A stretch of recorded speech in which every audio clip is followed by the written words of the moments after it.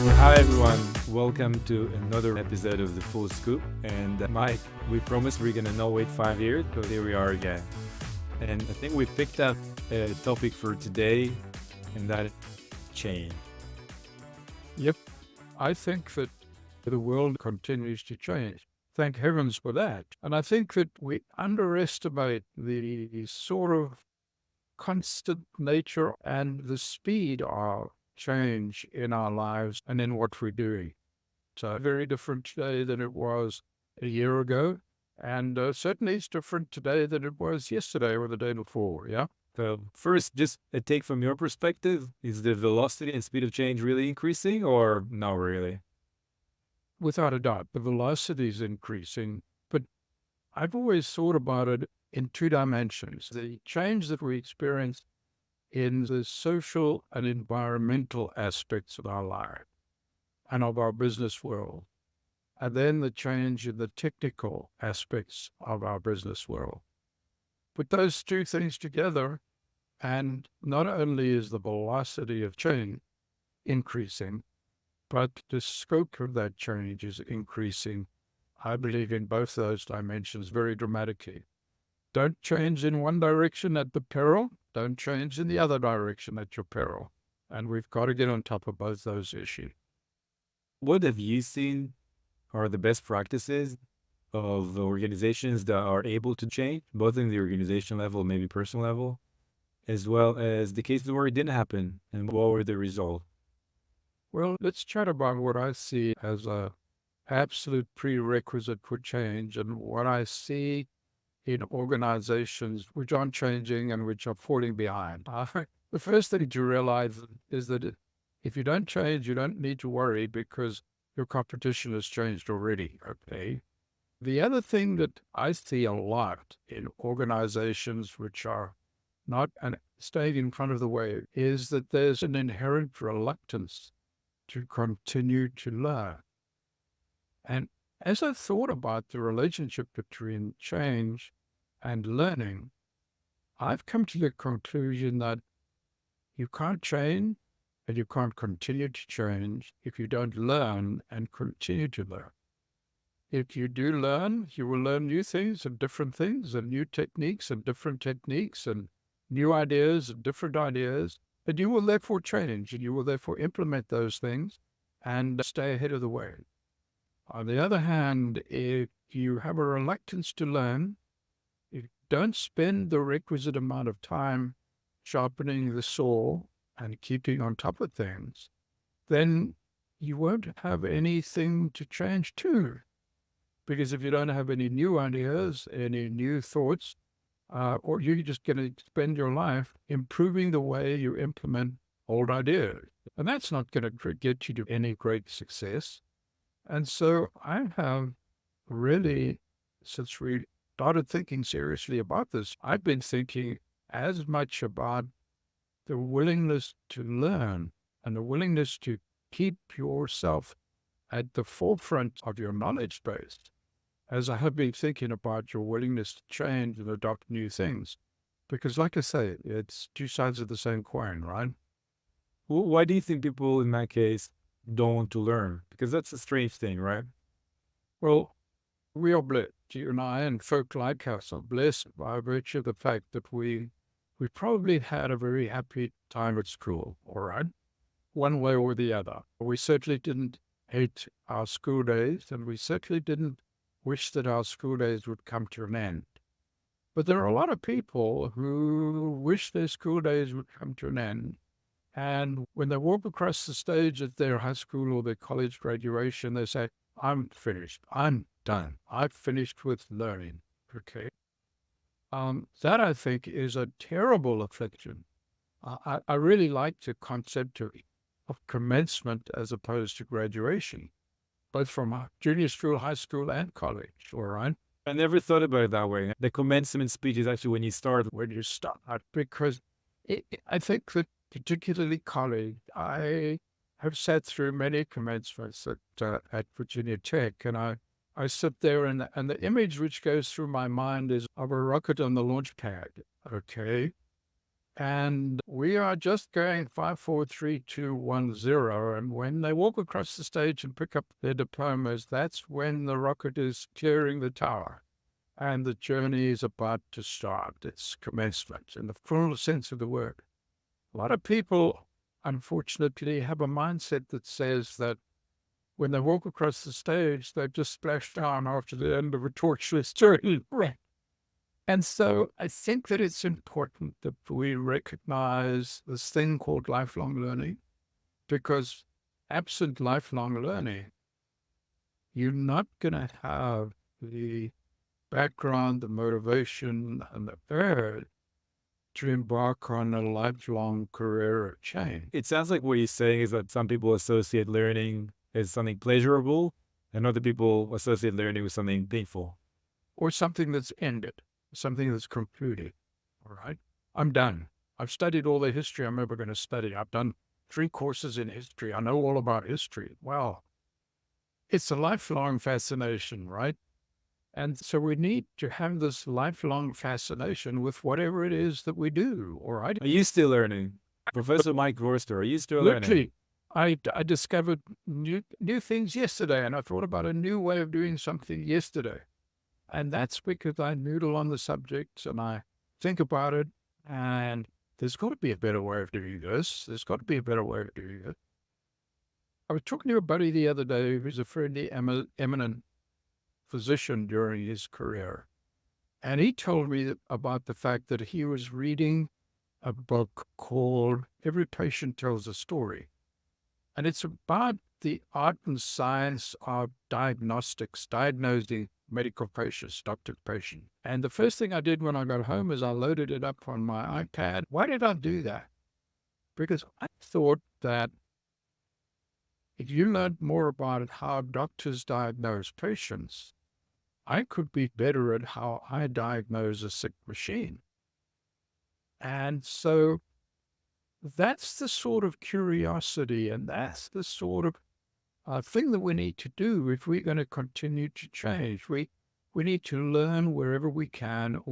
And as a result of reading that book, I have changed and introduced into my thinking a lot of different thoughts with regards to what we do when we diagnose problems on with machines, what we do when we diagnose problems on construction sites.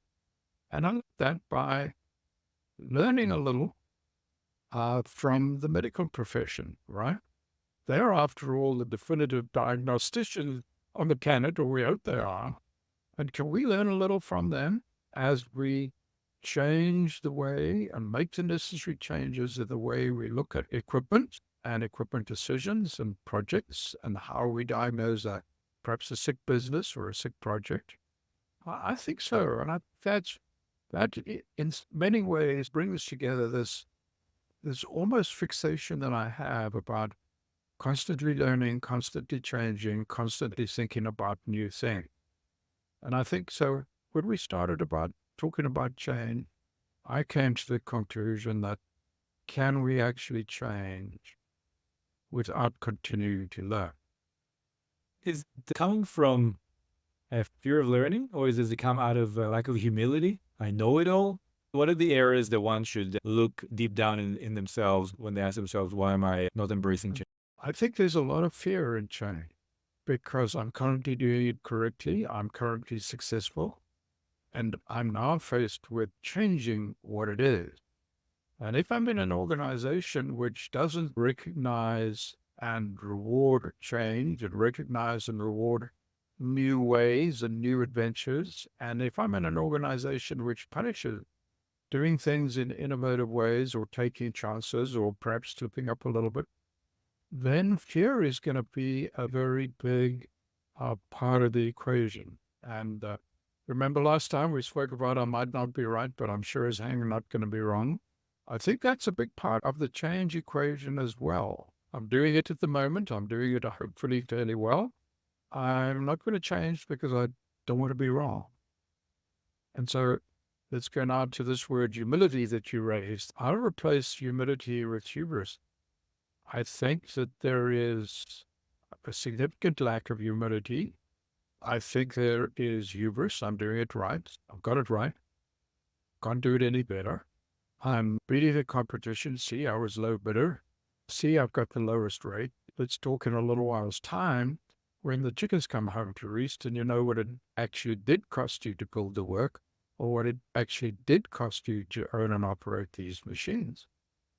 And so I think humility is a word that we need to start using. I think also that hubris is a word we should start using when we consider reluctance to do things differently. Hubris is a bit of a highbrow. In plain language, is that arrogance? Is that pride? What is it? Language. Pride, it's believing I'm the best in the world. It's believing that there is no better way than my way. And it lies at the root of a lot of problems. Lies at the root. Haven't hard. Have you come across it? It could be perhaps because by the time we end up having a meaningful conversation at Clue, it's already with someone who realized they want to embrace change. When people would approach you throughout your career, were they already in the point where the new change is required, or did you often have to spend with them the first couple of meetings just picking it and then establishing maybe they're not ready for change? What was your experience that you've seen? Well, I'm going to loop back and revisit this habit that I have about reading about things in other domains that I can see how applicable they are in our domain. And that is, many years ago, I spent a lot of time studying physical failures, physical disasters, 3 Mile Island, the Space Shuttle Challenger, the Hyatt Regency collapse, and those sorts of things. Because I said to myself that if I learned a little bit about the causes of physical collapses, like the Space Shuttle Challenger, Hyatt Regency, Exxon Valdez, I would learn a little bit about the things which caused organizations to collapse and which caused business failures. Same sort of thing. Learn about what happens in one domain, see how applicable it is in your domain. And as I studied physical failures and the 3 Mile Islanders and the Exxon Valdezes of the world, hubris and I do it the right way and I've got it right was in many cases a dominant characteristic of the organization that overseeing the situation which finally led to failure. Yes, I have come across in my personal career a lot of folk who say to me, nah, I don't need to know this. I'm doing it the right way. I've got it right. And who don't want to explore and don't want to follow how things are happening and who run into terrible trouble. Okay. Remember the first dimension of change that I mentioned, and that is change in our sort of social world and in our interpersonal world, as opposed to change in our technical world. I think that there are many people who probably recognize that they aren't quite as good in the technical world as they should be. And I think there are a lot of people who say, I know how to manage people. My great-grandfather told me about how to manage people when we were in covered wagons going across the prairie. Well, I'm sorry, my friend. Among the changes that have occurred is not only the internet and the PC and very smart and capable computing, but there have been a lot of social and cultural changes that have occurred. And I'm going to suggest that almost as many businesses flounder because of their inability to handle the social and cultural changes that have occurred in our world over the last 15, 20 years, 5 years. Then there are businesses that flounder because they're not on top of the internet or the artificial intelligence business or whatever it might be. So let's not forget the change that occurs in the business and cultural world. More often than not, I speak with people who actually they see it, and potentially they already arrived at a place in their career because they have been pretty good at changing and learning. And the fear of change is the perhaps fear of failure because things worked pretty well for me so far. What's the practical things someone who is mid-stage in their career, they still have at least 10 years to go, if not 15 or 20 years more, and they already notice that in themselves, that speed, that desire to change is slowing down. What are these things? What useful advice, what practical advice we can give them? Well, I think when you say 15 or 20 years to go, I hope that most 40-year-olds are thinking about 40 years to go, right? I think that we really need to focus on maintaining your curiosity, maintaining your urge to learn. And I think we need to focus on the very simple fact that we you don't know everything. The world is dramatically changing, right? And spend as much time as you can interacting with smart people, because there are a lot of smart people out there. Don't get left behind. Sharpen the sword. Take the time to sharpen the sword, because that's how you're going to be successful in your change initiatives and in your change management. So you're going to have to need to know where you're going to go. And so take time off to yourself. Take time off to sharpen your sword. Go to seminars, keep reading, and keep the old cogs between the ears turning. All right. You don't take 2 parts of this and mix it with 3 parts of it, and all of a sudden you'll be really good at changing and managing change. Sure. It's an attitude and it's a belief. And you better believe that the world is changing. And you better believe that the world is changing in both of those dimensions, the social and cultural dimension and the interpersonal dimension, and then also the technical dimension. I guess there's something you said there, and it's important the type of community, I guess, or culture or company you put yourself in. So if you find yourself in a place where other people like you are late adopters, the way we call it, or spend more time reminiscing on how things used to be than looking forward for how things could be, then that's probably the wrong environment. Well, our only competitive edge is our ability to learn. I love that. Our only competitive edge is our ability Our to ability learn. to learn. So, from your vantage point, obviously, you spend enough time looking at things change radically, right? I frequently ask folks, do you know what the opposite is of aging? What is the opposite of aging? The opposite of aging is learning. The opposite of aging is Yeah, learning. because Double click on that. you're going to keep yourself intellectually active.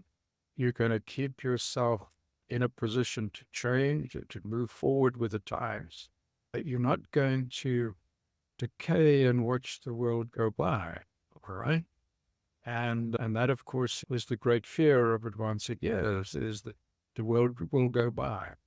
And so I think that if you continue to learn, you won't be in a position where the world will go by. If you continue to change, you won't be in a position where the world goes by. I found myself in the last few years still spending time learning, but I find it's even harder to unlearn things I picked up that may have served me once, perhaps not even then, and unlearn. Is this just philosophy or there's a bit of truth in that? No, I think there's truth in that. I think knowledge shelf life or a half life, like for radioisotopes. It has a half life and it'll decay over time. Not all of it will go away, but a substantial portion of it will decay over time. But let's swing back to organizations, because that's really what we're talking about. And in many ways, they're very similar to organizations. And Peter Singer spoke about learning organizations and how important it is to have your organization in a position where it continues to learn, continues to change, and continues to stay current with things. We could put this in the context, in almost any context, but to put it into the equipment context and into the software context, man, machines are changing dramatically. Software and the tools we have available to us are changing dramatically. Our data transmission issues, everything is changing dramatically. Okay. I was talking to someone the other day who was going to a stringless curve laying machine. And well, it's giving me a lot of trouble. And so I'm sticking to my old string controlled machine, and this is what I'm doing. I said, yeah, the sooner you start using a stringless and learning about stringless grade control on your curve laying machine, the sooner you're going to be in a position to own and operate and produce productively from the next generation of curve laying machine. The longer you spend trying to hammer out the last vestiges of production from the old technology, the longer it's going to take you to achieve the production and technology and quality and standards of the new technology. Okay. So I'm not saying be at the leading edge. I'm saying respect and remember the past, but embrace the future as an organization, because if you don't, it's moving. And I don't know how many times I can say that. You need to focus on building your future. I'm hearing this and I can already picture someone thinking, ah, I just wish I could have 10 years where the things I already know will be able to bear fruit and I'll be able to reap their rewards without having to be on this continuous process of learning and improving and change and so on. If one is subjected to that mindset, it's really hard, right, to get excited about change. What's the right way to change the mindset? Well, Or am I asking an impossible question? I think that exploring new things, doing different things is part of keeping life new, part of keeping life exciting. I really wish I was 40 years younger, because I think my generation had a very interesting career. We've been around at a very interesting time. And let's take this as an example of what we're talking about a bit, and that is that my generation, I think about 80% of the folk in my age and stage in life, when the Apple IIe came along, they looked at it and said, not for me. Light rule and calculators are fine. And they didn't paddle and catch that wave, and the wave passed them by. I think probably less than 20%, and I'd like to use the word us here. I think a little less than 20% of us looked at this wave coming up behind us, and we said, looks like an interesting wave. Let's paddle and catch it. Okay. And we changed.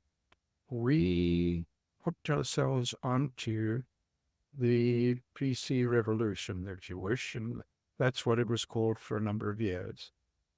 And we surfed that wave. All right. Now, I think that's a very good example of what we're talking about. That these technologies, if we're talking about technologies now, these technologies will come.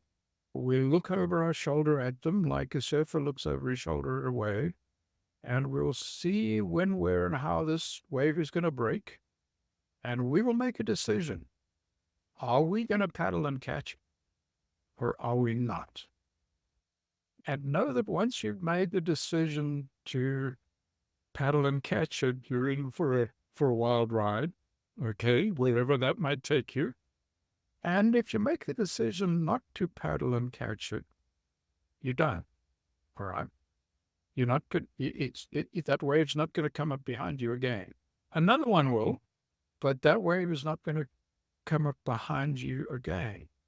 We've spoken about the day when I loaded my first copy of VisiCalc, the first spreadsheet, into my Apple IIe, and I looked at this thing with 100 columns and 26 rows, and in each cell you could put a label, a value, or an equation. That was it. The user manual was 1.5 by 11 sheet that said, you've got 26 rows and 100 columns, and you can put a label, a value, or an equation in each cell. Please do whatever you want to do. And if I'd looked at that and I'd said, no, I'm going to let that wave pass me, my life would have been completely different. But I looked at this thing and I called Mel, my wife, into the room, and I said, hey, look at this and understand it, because effective today, the world is going to be different. And I paddled like crazy, and to a much lesser extent than many people, I caught that wave, and it's been an incredible journey. Not as good a journey as it's been for people like yourself, but it was a slightly different wave to me, and the paddling was slightly different. But those are the kinds of things we do when we accept change, all right? And when we deny change, the wave will pass us, We can deny change. We're not going to stop change. We are just going to let the wave pass us. An organization the same. I love this. I think you gave us the title for this episode, Surfing the Wave of Change. Looking the Surfing the wave of change. Hopefully, this analogy of surfing the waves of change is resonating also for someone not lucky enough to live by the beach. Well, we all watch the movies anyway, and especially at my stage, it's an artificial concept to surf the waves, all right, or to paddle for the waves. But certainly, I think it is a really good metaphor for what we're talking about, and a good metaphor for what we're encouraging folk to do, and that is to get out there in the surf, look for the waves of change that are coming up, and paddle and take the ones you want. And I think the important lesson is if you don't catch the wave, you're not going to stop the wave. It'll form, it'll break on the surface and rush ashore and do whatever it's going to do when it's on the shore and give whatever rides it's going to give to whomever it is. The fact that you or your organization didn't paddle and catch it, it's not going to change it. Some waves, if you're not ready for them, they will crush you. You will tumble down. Another analogy I just remember from my childhood, I used to really not like entering the seawater when it's cold. And there's always this trepidation of entering it. But there's one thing that I've learned in later years, the fear of entering the water when cold has nothing to do with the actual temperature. And after 2-3 minutes, you're enjoying it. And if anyone has children, they will know. My kids will jump into the water. It doesn't matter the temperature, and they're joyful and enjoying because they don't have these constructs of fear. So if we're sticking to waves and sea and water and cold water, maybe that's also relevant, right? Dipping the feet in the water. Yes, it will be cold at the beginning, that feeling of change. But after a while, it just feels like, okay, that's just normal. It's certainly not as frightening as you would have been just looking at the sea from far away, right? Yes. And again, you put your finger on a critical issue, and that is that the big rides come from big waves. Okay. And you've got to have the courage to take those big waves. Because if you stay in the surf up to your knees, most of the waves are broken by then, right? You need to get out there. You need to get into, yes, slightly deep water. You need to have the ability to surf in that deep water. You need to have the courage to identify and recognize those big waves and be in the right place at the right time. And that's another issue, and that is the courage aspects of change, right? You've got to have the courage of saying, there's an outside chance I might be wrong, but boy, when I'm right, it's going to be wonderful, all right? There's an outside chance this wave might dump me, but if it doesn't, this is going to be a wonderful ride. And then, of course, the wonderful ride doesn't come from the first wave you catch, right? Because there's a lot of learning we've got to do, and there's a lot of time we've got to spend in the baby surf before we can get really going with a big and wonderful ride. A metaphor works. Metaphors and analogies, they're just ways to, I guess, restructure, reframe, rewire the patterns in our brain, in our minds that are stopping us from embracing change, right? So if anyone takes anything from this conversation, maybe that analogy of sea and surfing will stick. Next time you look at the water and you're like, I don't want to eat, right? Well, you explain things with metaphors and you remember them with story. Okay? And that is the role of metaphors and stories in our lives. I certainly couldn't live my life but for metaphors and stories.